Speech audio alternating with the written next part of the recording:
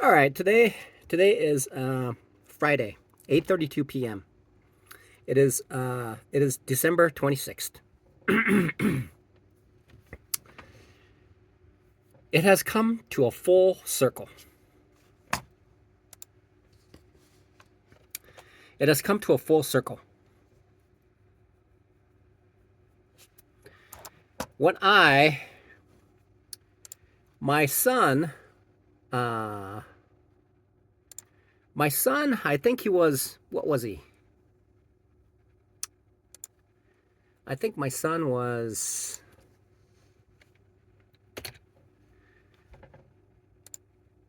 I think my son was about 3 months old. My son was 3 months old, and the moving company shipped my ex-wife's car and all the house goods into storage, and we drove from Oregon, Eugene, Oregon, to uh, Chandler, Arizona, uh, inside a Ford Bronco, 1994 Ford Bronco, dual color, 5.8 liter, four-wheel drive, manual lock, a gas guzzler. So we went through Las Vegas. Uh, back then, it's like, see, I feel very very old. I feel like a I feel like a prehistoric uh, uh, human being. Okay, because way back when snow was up to my head, and I had to walk 50 miles to go to school, kind of situation, right? And back then you had to walk. There was no convenience of cars or anything like that. And so way back, uh, Las Vegas was not like it is today. I mean, uh, it was somewhere between mob control and Wall Street control. Right now is Wall Street control. If you put your foot somewhere, you got to pay rent for somewhere. Right now, right? If you step onto something, you have to pay rent. That's what they have. You have to pay a fee to put your feet there somewhere in Vegas right now. Um, and then back then, it was somewhere semi between mob control and then Wall Street. And so we drove through, and then we stopped, and and then uh, back then there was something called a drive-through wedding, because we weren't married, and so we got married. So we were in the car. My ex-wife was in the back holding our son, and my daughter wasn't born yet. And so we thought it was going to be twins because it was so big, but it wasn't. So so then we're there, and in the truck, and so the person performed the ceremony, and there were a couple witnesses there too, and we paid. I think it was like, I don't know, maybe it was $50, and so we got married, and then we got this paperwork that we filed, and so it became a legitimate wedding. Now, since then, what I didn't know is that I owed her a lot, and she probably told her parents how she got married, and and then, uh, anyway, so that's how that worked. Um, so, so I can just imagine what kind of conversation that she had, right? So, so then, so then, so then what happens to that is, in reality, what needed to happen was this.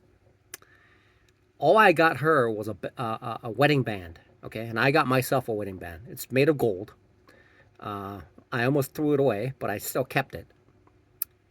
But what I should have given her are these three things. The three things. I should have given her these three things first before we got married. Okay? So the first thing that I needed to give her was a VS1 Clarity 1 carat diamond ring. Okay?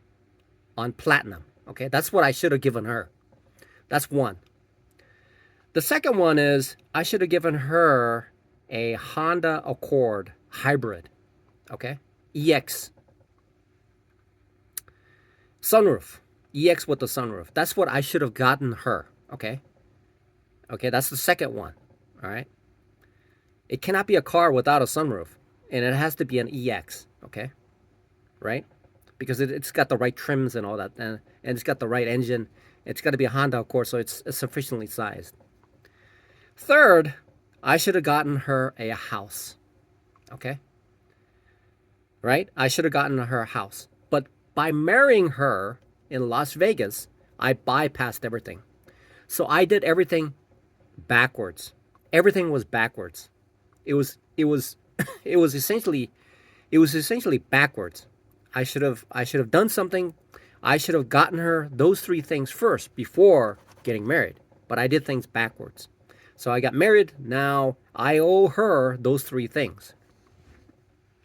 So I plan to, because I already checked it out. I know how much it costs at Costco now, the ring.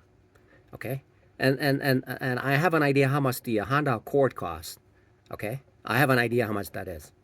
And also, you just can't just give a ring. You got to give some cash too. So I know how much that's going to be too. So I figured it out. I figured out how much those are. Now, the other part is the house. Okay? So I have to give her a house. So when the time comes, I'll tell her, I'll ask her where she wants to buy a house, and then we'll make that arrangement. But what that is doing, what I'm doing is I'm doing things backwards. I seem to be doing things all backwards. Now, how is that related to trading? Okay, how is that related to trading? How is that related to trading? Well,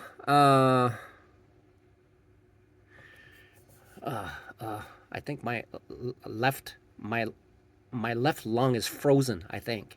Ugh. Sleeping in a car, frozen lung. Anyway, so I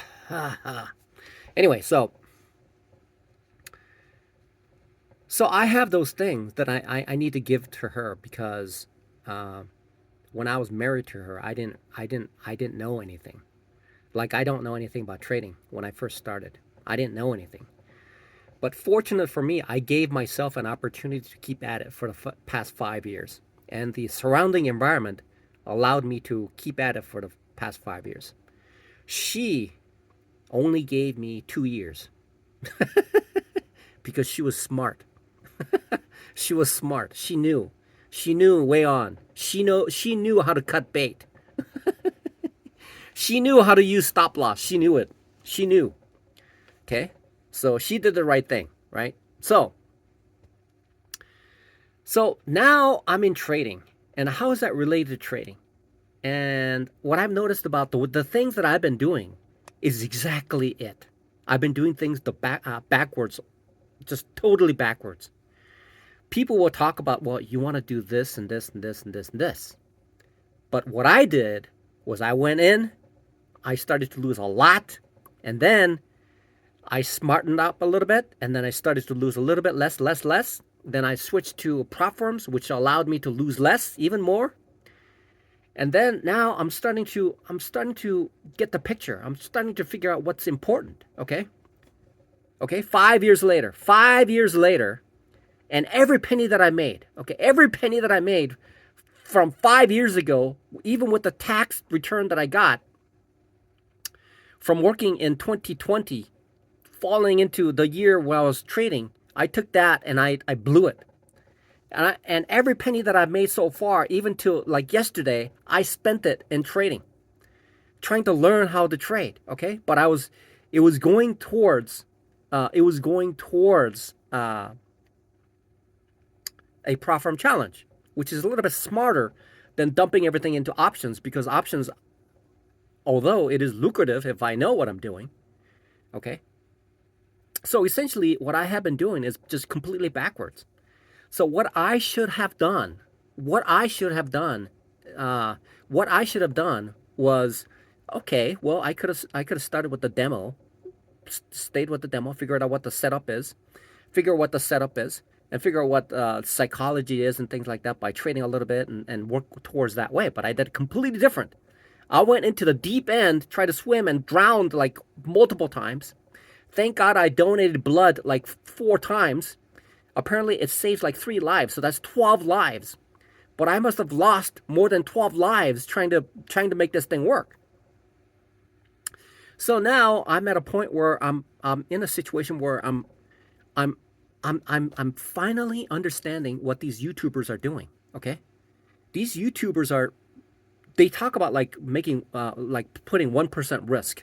Okay, so they're talking about 1% risk. So when they make a trade, if it's a 1-to-1 R, if it's a 1-to-1 RR, then if they risk one, they're going to get one.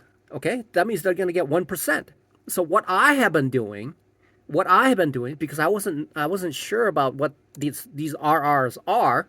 Okay, and so what I have been doing is like scalping a little bit here, making like, I mean, minuscule amounts, and spending all these hours trying to do it without really studying upon what's required to make each of the trades more meaningful and more effective.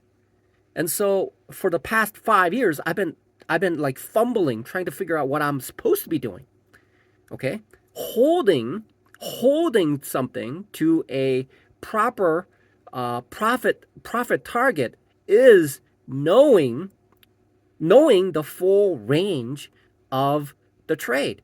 But because I wasn't sure, I was just, as soon as it turned my way, I just took it because I was always afraid, because I lost the memory of the loss was causing me to close the account, close the trade, and then eventually it's just causing me to lose because I wasn't able to recoup the losses that I had, and the losses were much bigger than the gains that I had. So even if I had like 80% win to loss ratio,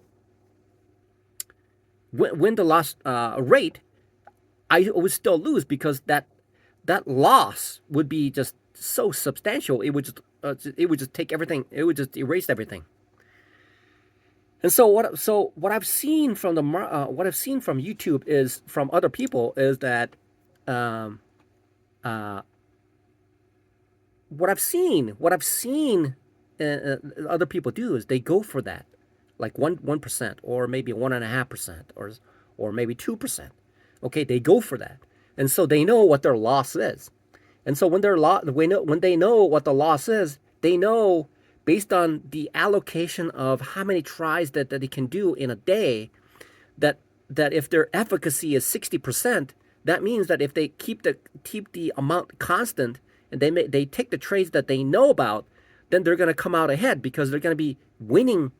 They're going to be winning 60% of the time and losing 40% of the time. So if it's a 1-to-1 ratio, they're going to lose 2%, but they're going to make 3%. So at the end of it, they're going to make 1% per day. Okay? So if they make 5 trades, they're going to make 1%. That's substantial. 1% of $1 million is a lot. What is that, like $10,000? Yeah. Right? So that's what they're doing. Now after 5 years, I come to the conclusion of that's what I need to do. Okay, I need to make sure when I enter the trade, I'm not wasting my brain energy. I'm not wasting my physical energy. I'm not wasting my time. Okay, I'm 56 years old. I can't be wasting time like that, right? And so what I need to do is architect a trade. Okay, I'm looking for a trade that I enter here, and the stop loss is gonna be here. Okay, and then the profit target is here. And I look for that. I'm trying to fit this in. So anytime there's like price action that shows up, then I try to, like, it's like one of those cookie cutters, right? So I need to go put that image right there. I need to put it right there. Does it fit? Does it fit? Does it fit? Does it fit? Does it fit? Does it fit? Does it fit? Is it fitting? Based on the past data, right? Based on price action. So that means what I have to do, and I alluded to this because I have to be an intimately familiar with it to increase the probability of making my setup superior, like A plus, meaning that if I can somehow manage it, if I take 10 trades using that setup, I've thought about it, I've taken enough data so that when I identify it, I identify it such that I am right 9 out of 10 times. That's what I'm looking for. Okay, that's what I need to get to the point where I need to get to the point where okay, I need to get to the point where I am the setups that I'm taking is at least 9 out of 10 times. Okay, so this is something that I should have been thinking about in the beginning, but I had to vet everything out: the psychology, the risk, uh, the forex market, the options market, the stock market, the all that stuff, right? All that stuff, derivatives, all that stuff, all of these things. I had to go search everywhere to figure out what is the what is the essence of trading. What is the essence of trading? The essence of trading is entering in that designed thing that I need to use in order for me to figure out in order for me to maximize my efforts. Okay, that will allow me the opportunity to maximize my opportunities. So so the focal point of this, which alludes to the four pillars of trading, which essentially is the psychology, okay, which is okay, the mind and body, right? Second is a stop loss. The other is the profit target, and then the entry, okay? Now, psychology, it took me a long time to figure out, but it's embedded in all these. If the psychology is all bad, all three of these will be wrong, all right? So that means that I need to understand a setup. Okay, I need to identify a setup. Okay, I need to identify a setup that will allow me to get that one to one R to R. Okay, so I need to identify it. I tried like scalping for the past like a couple weeks. Like one candle, right? I would get in. So there's this green candle pops up, and I go, oh hey, it's bullish. I jump in right here. The software gets me right there, and then it starts to pull back, and I had to close it out. Then it pops up. So I fell for that. It's like so scalping is uh, has its own unique things that I'm not aware of yet. But what I'm attempting to do is between swing shift and scalping, I want to fill in that space right here, fill in the space where I can maximize it. Once I become a master of this domain, I'm going to try to be a master of this domain. I'm going to try to be a master of this domain. Okay, take this earnings that I have, put it into this domain. Okay, and then take this little bit here to try this out and see how far I can get. Right, take a small little account and see if I can make it into $1 billion by scalping. Right, so I mean that's the idea, but focal point is right here, right here. The focal point is right here. It has to be somewhere in between scalping and then swing trading right here on an intraday basis. And within the intraday basis, there is plenty of opportunities because when I'm looking at it, there's an Asian market, the European market, and the U.S. market. So approximately that's like from 4 o'clock to essentially what is that? Uh, 4 o'clock, 4 to 4. Yeah, essentially at 2 o'clock, at about 2 o'clock. Yeah, this is Mountain Standard Time. This is Mountain Standard Time. Okay, so it's from 4 o'clock to 2 o'clock. That's roughly about 22 hours. There's a 22-hour window to perform at least 10 trades, which is very very possible. It is possible. It is possible to make 10 trades within those areas. All of them some of them may be in the European market, and many of it will be, and maybe some days U.S. market would just go flat. It does that too, but it's not always like that. So essentially, what I have been doing is doing things backwards. I've been doing this. I've been doing this all backwards. I was doing this all wrong. Okay, What I should have been focused on was what I should have been focused on, because now I have an idea. I know what's involved in scalping. I know what's involved in swing trading. I know what's involved in intraday trading. Within this intraday trading, I'm looking for a 1-to-1 R to R ish type of trade. Okay, because it could run. Okay, it could run or it could be shorter, and so I can take that based on how it behaves, and it's going to allow me to focus my energy into those critical uh, 10 trades, 10 trades per day. Okay, if I can get about 10 trades per day, and if I can hit all of them, that would be like 10%. Okay, 10%, because the strategic knowledge of that particular setup is so well known, my efficacy is going to be either 9 or 10 out of 10. When that happens, that means that because it happens at least 10 times per day within the 22-hour period time, uh, most of the time, okay, it may be less, okay, on quiet periods, right before maybe like FOMC comes in, right? But when that happens, then I can actually put it such that I am able to maximize the amount of gain that I get within one day, and then I've come full circle. I started instead of starting at the starting line, I started at the finish line. Starting at the finish line. Essentially, it's called starting at the finish line. Okay? Starting at the finish line to get to the start, and so that I can start and then go to the finish line. Yeah, essentially that's what I did. I essentially started the race at the finish line, and then went to the start line all this time to figure out how to get to the so that I can figure out how to get to the finish line from the start line. So that's where it should be. So if I were to like sum things up, I mean the starting point is this, okay? The starting point is this. I need to construct that plan that allows me to have a very, very good setup. For me, when I have a very good setup, that means it's going to be 9 out of 10 times, okay, that are wins. And then each time, it's going to be about 1%. That's what I'm looking for. I'm looking for that. And so I need to fit that in, like a cookie cutter. Poop, poop, poop, poop, poop, poop, poop. Okay, I look at the candles, they go, boop, yeah, right there, right there, right there, right there, right there, right there, right there, right there, okay? So that's what I'm looking for.